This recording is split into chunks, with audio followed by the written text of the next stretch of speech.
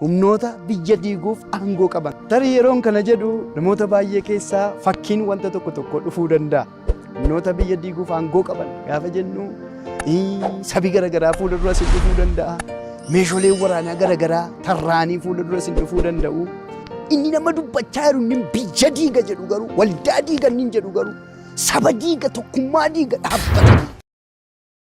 Arraba kee ulfina koofan uummadhee odeessi ajjeesin jedhu. Nama baay'eetu madaa duddarraa qaba. Madaanii duddarraa qabu eebootu waraana miti. Arraba namaatu waraana. Jaarsi guddaan kabajaan ciisee du'ee awwaalamuun irra ture wambarii irraa galagalee du'e. Haati manaan Fiiniyaas jilgeenfattee lafatti deesse. Ikaaboon Israa'el irraa ulfinni sokkeera dhabe. Oduu hamaa. Mee ilaala kuruphisa gajjettee miilla afuriin gajjettee adeemtuuf nama Waaqayyo na fakkaata jedhee uumetu of fakkeessaa. Barana hin ba'uudha namni tokko hin baatoti baran hin darbu anfatanaan itti deemaa jiru kana hin dabartuun kuftu. Barana dhuguman argadhee fuudha hin fuutu argatte. Barana dhuguman argadhee heeruma hin heerumtuun jedha. Barana dhuguman balballi akkasii naa banamaa hin fakkaatu anko dhuguma kan kee hin fakkaatu. Meeshaa cimaa miti hin dandamata isa sabi keenya. Oduu hamaatu diigaa jira. Oduu biyya garagaraatii dhufu akka jedhu Solomoon. Oduu gaariin biyya fagoodhaa dhufu lafee namaa cimsaedha. Oduu gaariin biyya fagoodhaa dhufu lafee namaa cimsa. Oduu gadheen garuu nama diiga. Biyya diiga. 12 keessaa qomoon 10 dhufanii maa jedhan? Oduu gadhee biyya keessa facaasanidha. Oduu gadhee biyyatti himan jedha. Jiru har'as ijaarsaan oduu gadhee kan odeessan. Kan nama garramu qomoo 12 keessaa 10 oduu gadhee dubbata. 2 oduu gaarii dubbata. Waldaa nama 500 qabdu keessa mee herrega kana yoo herregdanii baaftan meeqatu oduu gadhee baatee deema? Meeqatu oduu gaarii baatee deema? Biyya nama miliyooniidhaan lakkaa'amu qabu keessa meeqatu oduu gadhee odeessa jettanii yaaddu? Waggoota dheeraadhaaf kiristaanonni miidiyaalee ittiin sagalee isaanii ibsatan dhabuun rakkataa turaniiru. Bari'uun waan hin oolleef maarree kunoo Kiristiyaan miidiyaa sagalee nuuf ta'aa jira. Kanaaf Miidiyaa haqaa odeeffannoo dhugaadhaaf wayitaawaa yuutuubii Kiristaan miidiyaa subscribe, like, share godha. warra sagalee dhabaniif sagalee ni taana. Yesuus fayyisaadha. Nufaa deebi'uu tokkummaan nufaa deebi'uu nufaa deebi'uu jaalallee nufaa deebi'uu nufaa deebi'uu tokkummaan nufaa deebi'uu nufaa deebi'uu jaalallee nufaa deebi'uu. Nagaan Waaqayyoo bakka isin jirtan hundumatti isiniif baay'atu hordoftoota Kiristiyaan miidiyaa biyya bakkeef biyya keessaa jiraattan hundumaaf nagaan Waaqayyoo isiniif baay'atu. Guyyaa irraa sagalee Waaqayyoo kan inni isinii qabadde dhiyaaddu obboleessa keessan faarfataa yookiin hojjetaa wangeelaa Ayinaalim Kaasa'uun kanaan dura sagalee Waaqayyoo dargaggootaaf kan barbaachisu toora miidiyaa kanaan isinii hiree nan ture.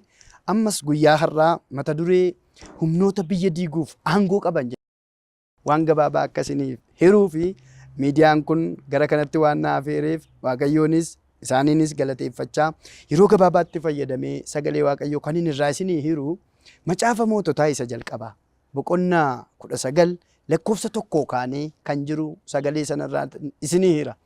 Kutaa sana hundumti keessan macaafa qulqulluu harka keessan jiru irraa gaafa dubbifattan ergaa cimaa tokko argitu. Isa dura garuu mata dureen irratti dubbachuu barbaadu akkas kan jedhudha. Humnoota biyya diiguuf aangoo qaban. Humnoota biyya diiguuf aangoo qaban kan jedhu irrattan isinitti dubbadha. Tarii yeroon kana jedhu namoota baay'ee keessaa fakkiin wanta tokko dhufuu danda'a. Humnoota biyya diiguuf aangoo qaban gaafa jennu sabi garagaraa fuula dura isin dhufuu danda'a. Meeshaaleen waraanaa garagaraa tarraanii fuula dura isin dhufuu danda'u. Inni dubbadhuuf inni sagalee Waaqayyoo dubbatuuf ifi Waaqayyoo amma daqiiqaa kana keessa koo kaa'e garuu isaan kanarraa adda.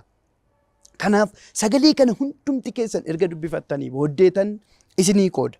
Tokko humni biyya diiguuf aangoo qabu inni jalqabaa oduu gadhee yookiis oduu hamaadha. Oduu gadhee yookiis oduu hamaadha.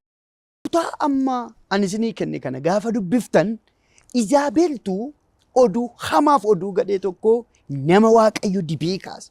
Nama Waaqayyo dhalootaaf adda isa baase. Eliyaasitti oduu hamaa tokko wayin marteetti ergiti. Namatti ergiti. Maal jetteetti ergiti yoo jettan yaa Eliyaas Eliyaas kun Eliyaas isa waggaa 3 ji'a 6 akka bokkaan hin roobne kadhatee samii cufe isa roobseedhas. Eliyaas kun raajota Ba'aal 450 dirree irratti wajjin kompiit godhee mo'atee nama argameedha. Nama dibati Waaqayyoo irra jiruudha. Ganama tokkoo ki galgala tokko garuu Iizaabel biraa oduu gadheen gara isaa dhaqe. Sinee bisaan dhageessa ganama eeggatee yookiin galgala yooman biraan gaa yookiis yooman ittiin qaqqabsiisa jedhee oduu hamaa qindeeffate akkasitti duutu herregataa foormulaa isaa fite yawwana sitti ergamaa jira ta'a yookiin immoo sitti ergame keessa jirta ta'a. Na dhageesseetta gooftaa Yesuus gaachana isaa gidduu siif agarsiisu oduu hamaatutti dhaqe Eliyaasitti. Yaa Eliyaas jette yennaan akkuma ati raajota Ba'aaliin ajjeefte borjowwana har'a keessa taa'ee isa borii baqata. Borjowwana si ajjeesu yoon ta'e waaqoliina nan argine. Kun oduu hamaan oduu gadheen. Oduu gadheen akkuma jiru oduu gaariin jira. Inni nama dubbachaa jiru inni biyya diiga jedhu garuu waldaa diiga inni jedhu garuu saba diiga tokkummaa diiga dhaabbata diiga inni jedhu garuu oduu gadheen. Har'a biyya keenya diigaa kan jiru. Har'a saba keenya diigaa kan jiru. Har'a barattoota diigaa kan jiru. Barsiisaa diigaa kan jiru. Hojjetaa mootummaaf miti mootummaa diigaa kan jiru. Na dhaga'aa jirtu meeshaa cimaa miti. Hin dandamata isa sabi keenya. Oduu hamaatu diigaa jira. Oduu biyya garagaraatii dhufu. Akka jedhu Solomoon. Oduu gaariin biyya fagoodhaa dhufu. Lafee namaa cimsaedha. Oduu gaariin biyya fagoodhaa dhufu lafee namaa cimsa. Oduu gadheen garuu nama diiga. Biyya diiga. Eliyaas oduu kana dhaga'eetu hin baqateedha. Heeratta Eliyaas gaafa baqachaan jira. Diigameera kan odeesse Iizaabel kan ittiin diigame garuu Eliyaas. Si dhagalaa jiraa dubbiin kun kan odeesse ishee dibatan qabne isa waa'ee namaaf waa'ee waaqaan beekne. Waa'een isinitti hima namni oduu hamaa jaallatu yeroo baay'ee hamma isaan beeku hamma waaqaan beeku hamma obboleessa isaa yookiin obboleettii isaan beeku. Oduu kana gaafa odeessitu Eliyaastu ittiin diigama jettee yaadda. Abaluuti ittiin diigama abaluuti ittiin miidhaman jedhan namoonni oduu jaallatan asii fuudhanii achitti kan biyyaa fuudhanii biyyatti kan dabarsan tokko yoo argan 10 kan himan. Hin dhaga'amaa? Amma biyya keenya keessatti rakkoon jiru maanni yoo jettan miidiyoota garagaraatiin maanni rakkoo yoo jettan sooshaal miidiyaa harkarraa qabnu garagaraatiin maanni yoo jettan tokkumatu ka'een kana godha jedhee jalqaba. Yoo konkolaataan tokko nama 10 baattatee kufe namni tokko hin duune yoo ta'e oduun odeeffamu galgala konkolaataa galagalte kaasaniitu mucaan harmaa tokko keessaa namni biyya akkasiitti kanatti ta'e. Wayini isinitti hima kun oduu gadheedha. Oduu gadheen humna nama buusa. Macaafa seera lakkoobsaa boqonnaa 13 gaafa ilaaltan Waaqayyoo saba Israa'eliin maal jedhe? Biyya aannaniif damma yaasu Kana'aanitti isin galcha jedhe. Inni dubbataa jiru kun isa kaleessa beekuudha. Inni dubbataa jiru kun isa har'a beekuudha. Inni dubbataa jiru kun isa borii beekuudha. Namoonni tokko sirreeffama Waaqayyoof laachuu barbaadu. Sammuu kohaasii kana baannee sirreeffama Waaqayyoof laachuu barbaadu. Inni sammuu sii laate Waaqayyo sammuu qaba bar. Sirreeffama sirraan fudhatu. Of beeka. Kana'aanitti galtu ennaan Museen dhaqaatii biyya kana gaadaa jedhee qomoo 12 erge. 12 keessaa qomoon 10 dhufanii maa jedhan? Oduu gadhee biyya keessa facaasanidha. Oduu gadhee biyyatti himan jedha. Jiru har'as ijaarsaan oduu gadhee kan kan nama garramu qomoo 12 keessaa 10 oduu gadhee dubbata. 2 oduu gaarii dubbata. Waldaa nama 500 qabdu keessaa mee herrega kana yoo herregdanii baaftan meeqatu oduu gadhee baatee deema? Meeqatu oduu gaarii baatee deema? Biyya nama miliyooniidhaan lakkaa'amu qabu keessaa meeqatu oduu gadhee odeessa jettanii yaaddu? Waaqayyo hubannaatti nu haa deebisu. Akka jedhan dhufanii hin beekamu jedhan galuun keenya hin fakkaatu jedhan. Hin fakkaatu jettee gurbaa dhuguma si hin fakkaatu si. Intalo hin fakkaatu jette? Hin fakkaatu jettanii galuun keenya hin fakkaata. Hin fakkaata. Sababi isaa Waaqayyo dubbate inni dubbate anaa qota caala. Hin fakkaatu isaan biratti nuyi kuruphisa fakkaannadhan.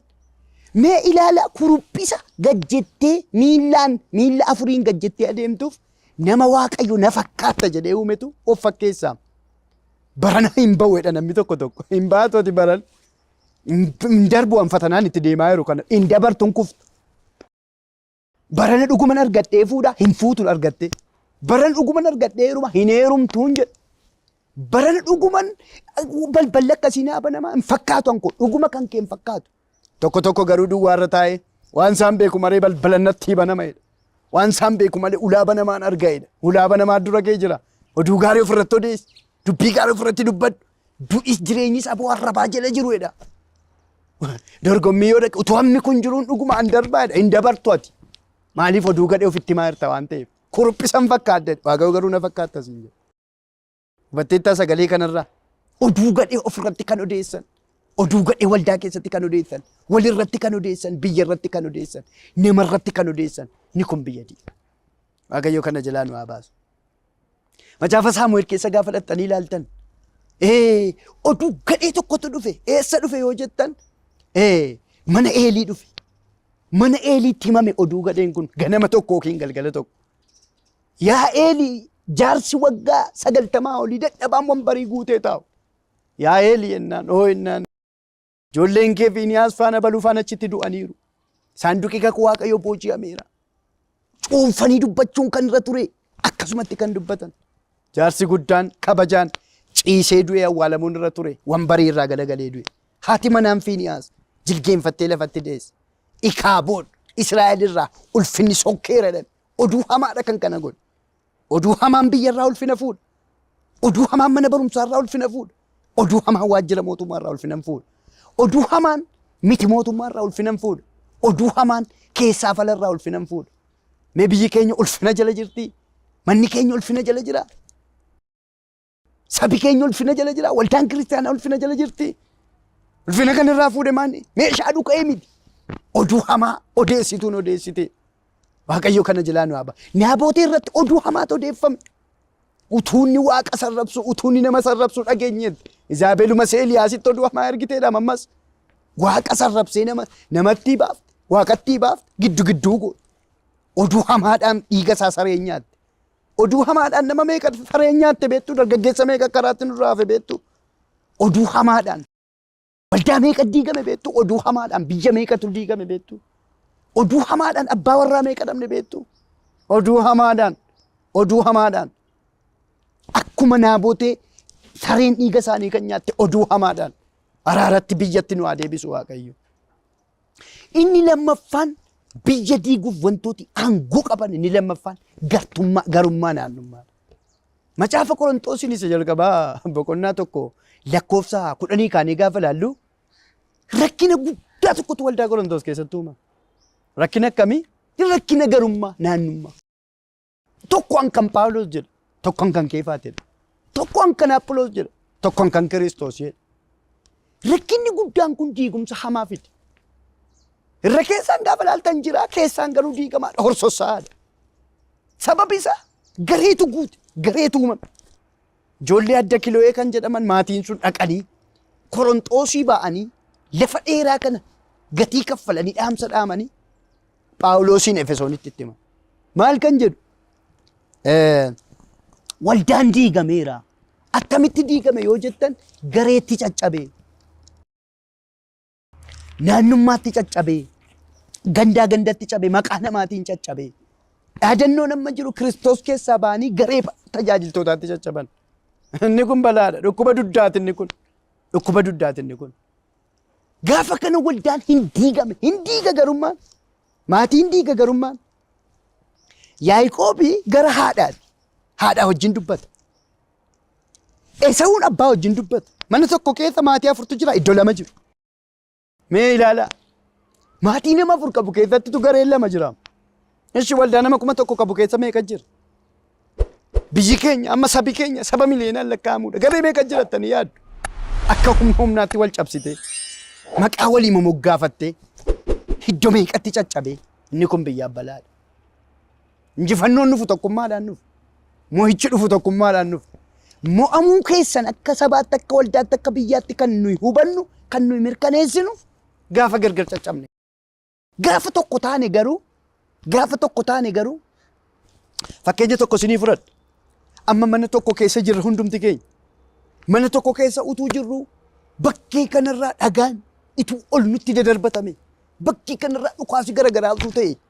Hundumtu tokko ta'eetu gara balbalaatti gara fooddaatti siqee dhiiba. Hamaan ol hin galu. isa keessaatu tokko ta'e waan ta'e. Amma tuukaanii mana kana keessaa falaa cufne asumatti wal lola wal nyaadhaa waliin jennee garuu lubbuu kumaatamatu du'a. Tokko taanee bakkeedhaa gaafa lollu du'i yarata. Walitti gaafa deebinu garuu garee uumnee keessaa gaafa walitti kaanu garuu Museen akka jedhe ijoollee Israa'eliin masqalanyaa deemaa sadii bitaa sadii mirga sadii dura sadii duuba maaliif jenna wal xallaftu jedhe. Wal xallafnee wal finneerra madarakii irraa wal xallafnee wal finneerra angaree abaluuti yeroo kwaariin akkasii faarfatu kaana yeroo abaluu lallabu harka rukunna inni lallabus isa teessoorra jirudha. Gareen gaafa waldaa kiristaanaa keessa dhufu netu caalaan gaafa dhufu biyya abaluu kana godhe isa gaarii ofitti qabne isa hin taane obboleessa keenyatti qabuun gaafa dhufu kufaatii hamaatu nu quunnama. Egaa waa tokko isinitti nan hima. Itti fufnee deemuu barbaanna ce'uu barbaanna yoo kana ta'e tokko oduu hamaa walirratti odeessuuf inni irratti odeeffame immoo iddoo gadhiisuu jalaa ba'utu nurra jiraata. Isa jalqabaa isa odeesseef isa odeeffame irratti waa dubbadhee xumur. Ati inni odeessitu Waaqayyo akkasiin jedha. Arraba kee ulfina koofan uummadhee odeessi ajjeesin jedhu. Nama baay'eetu madaa duddarraa qaba. Madaanii duddarraa qabu eebootu waraane miti. Arraba namaatu waraana.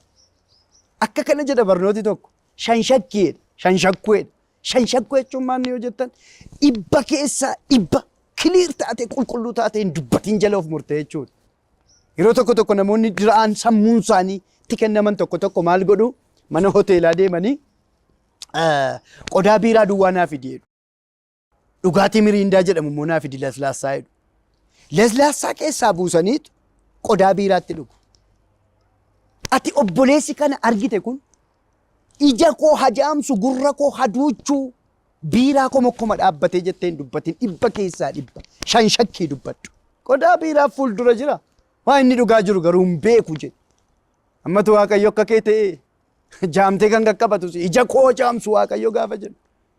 Oduu hamaa odeessuudhaaf gurraan kan kakannu ijaan kan oduu hamaa odeessuudhaaf garaan kan kakannu duddaan kan kakannu dhala keenyaan kan kakannu na jalan bulchin dhala koo kan jennu mucaa hangafaan kan kakannu.